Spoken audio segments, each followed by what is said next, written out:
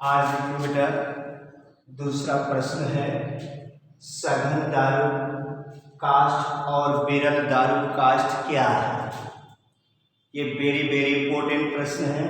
आज से कक्षा 11 में ये प्रश्न और पूछा जाता है, तो बोर्ड में भी ये प्रश्न पूछा जाता है।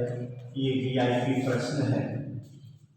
सघन दारू में क्या है कि जो जिम्नोस्पर्म प्लांट है या एंजियोस्पर्म प्लांट है, इनमें पूरे जीवन पर्यंत कैम्बियम रिंग बनते रहते हैं, जिसमें जो जाइलम टिश्यू है वो केंद्र की ओर और फ्लोएम टिश्यू परिधि की ओर बनता रहता है। इस कास्ट को सघन दारू कास्ट कहते हैं। बिरल दारू क्या है कि साइकस, जो कि जिम्नोस्पर्मिक प्लांट है, इस साइकस के जाइलम में बीच में मृदुता यानी कि पैरेन्काइमा सेल्स का समूह पाया जाता है। अतः इस प्रकार के कास्ट को बिरल दारू कास्ट कहते हैं। अगर आपसे प्रश्न 1 नंबर का पूछा जाता है कि बिरल दारू कास्ट का एक उदाहरण बताइए, तो आप बिरल दारू कास्ट का उदाहरण जो बताएंगे वो साइकस। क्लियर। अगला प्रश्न देखेंगे। ये भी प्रश्न जो है इंपॉर्टेंट प्रश्न है, जो कि आज से पूछा जाता है। प्रश्न है अंतः कास्ट तथा रस कास्ट पर टिप्पणी लिखिए। क्वेश्चन है अंतः कास्ट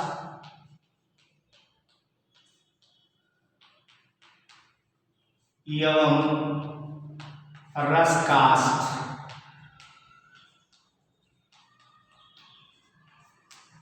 पर टिप्पणी लिखिए। ये भी प्रश्न बहुत ही इंपॉर्टेंट है, जो पूछा जाता है। इस प्रश्न का आंसर आप तो अंतर कास्ट एवं रस कास्ट में जो टिप्पणी इस पर है क्या है कि सेकेंडरी ग्रोथ के समय बने सेकेंडरी जाइलम का केंद्रीय भाग गहरे रंग का होता है, जिसे हम हार्ट रूट के नाम से जानते हैं। जैसे आप देखेंगे किसी भी लकड़ी के उस कटे हुए भाग को देखें तो वो जो भाग कुछ गहरे रंग का लिए हुए होता है और जो कि केंद्र की तरफ होता है।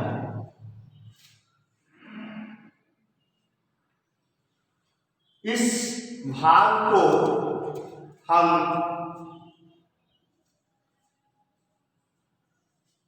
डूरामेन वुड और हार्टवुड के नाम से जानते हैं। इनकी वाहिकाओं में टेनिन, रेजिन, गोंद आदि के जमा हो जाने के कारण ये जो है अवरुद्ध हो जाती है, जिसके कारण इसमें जल एवं खनिज लवणों का संवहन नहीं हो पाता है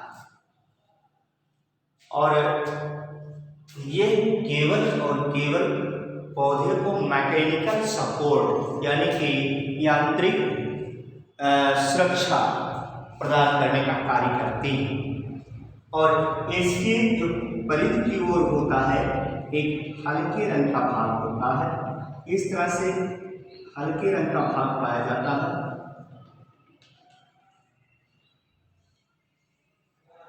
हल्के रंग का, जिसे हम सैपवुड या रस कास्ट के नाम से जानते हैं। रस कास्ट जल एवं खनिज के संवहन का कार्य करता है। रस काष्ठ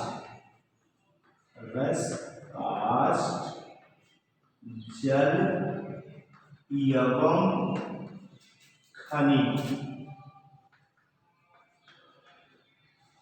के संवहन का कार्य करता है।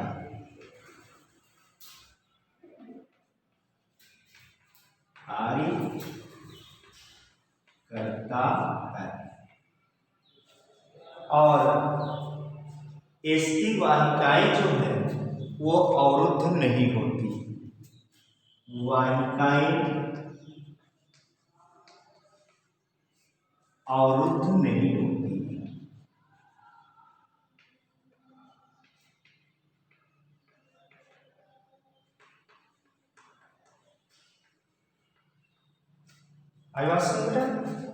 तो इस तरह से एक अंतः काष्ठ एवं रस काष्ठ पर टिप्पणी भी आपसे पूछा जाता है। एक अगला प्रश्न आता है एनुअल रेंज यानी कि वार्षिक वलय पर टिप्पणी।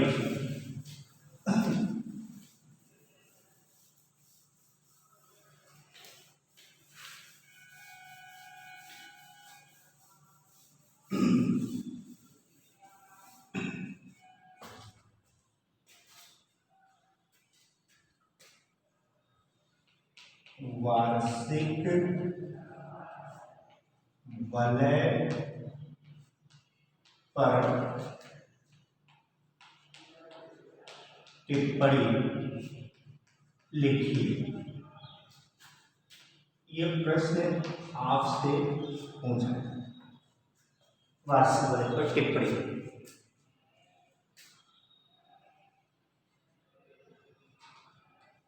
वार्षिक वलय जिसको अंग्रेजी में हम एनुअल रेंज कहते हैं। एनुअल रेंज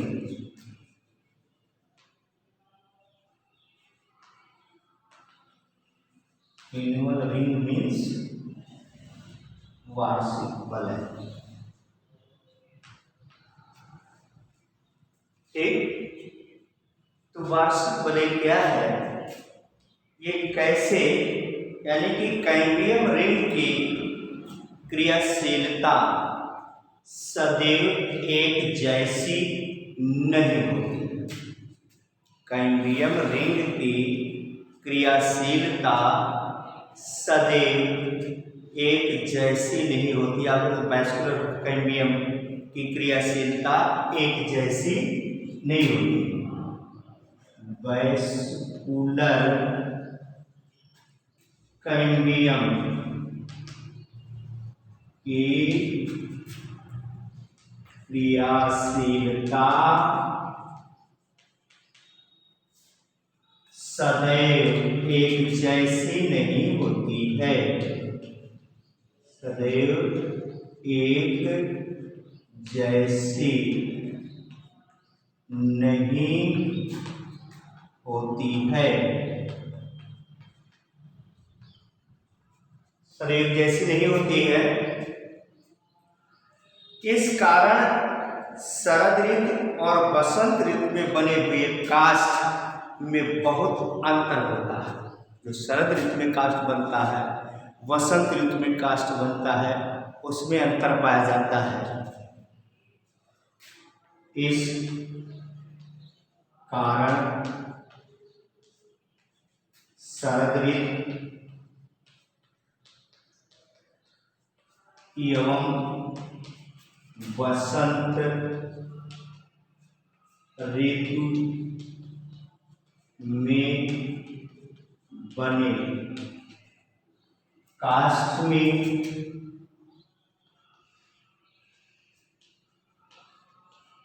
बहुत अंतर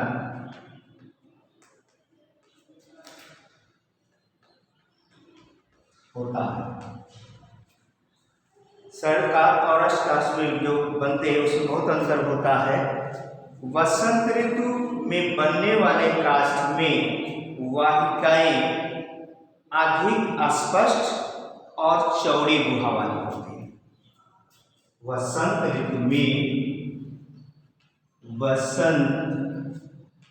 ऋतु में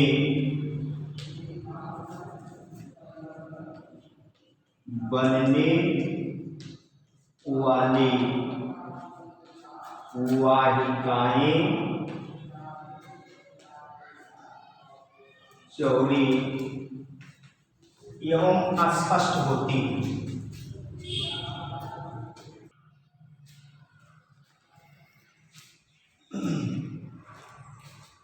जैसे जो शरद ऋतु में पौधे के काष्ठ बनते हैं, उनके जो वाहिकाएं हैं, उनकी वाहिकाओं में जो ये कैम्बियम या उस जो काष्ठ की कैम्बियम है, यथा है, उसकी एक्टिविटी या क्रियाशीलता कम होती है और इस प्रकार इस काष्ठ में जो वाहिकाएं बनती हैं वो कम मात्रा में बनती हैं। तो इसको भी नोट करते हैं। इस प्रकार इसमें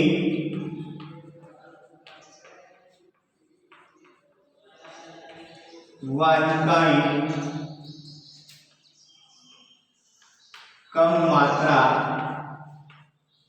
में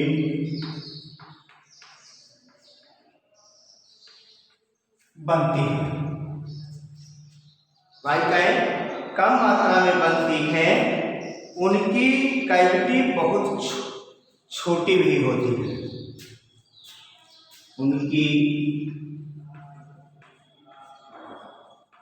कैविटी बहुत छोटी होती है।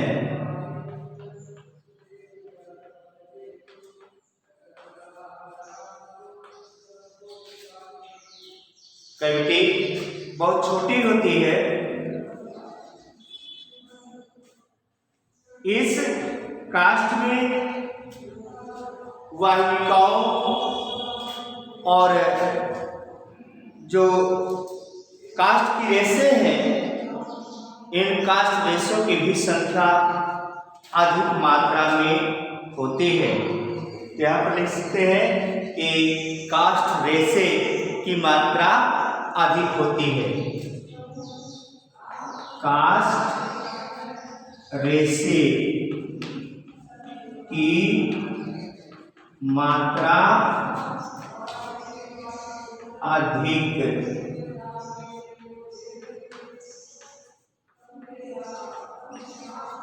काष्ठ रेशे की मात्रा अधिक होती है। इस प्रकार बने दोनों प्रकार के काष्ठ के वलय को मिला करके वार्षिक वलय बनता है। इस प्रकार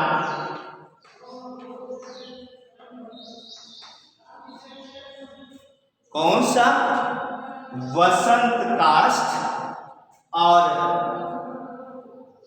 कौन सा दूसरा काष्ठ है शरद काष्ठ, दोनों को मिला करके वार्षिक वलय बनता है। का वसंत काष्ठ एवं शरद काष्ठ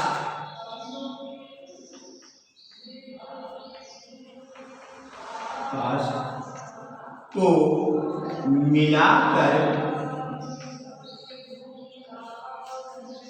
वार्षिक वलय बनता है। वार्षिक वलय बनता है।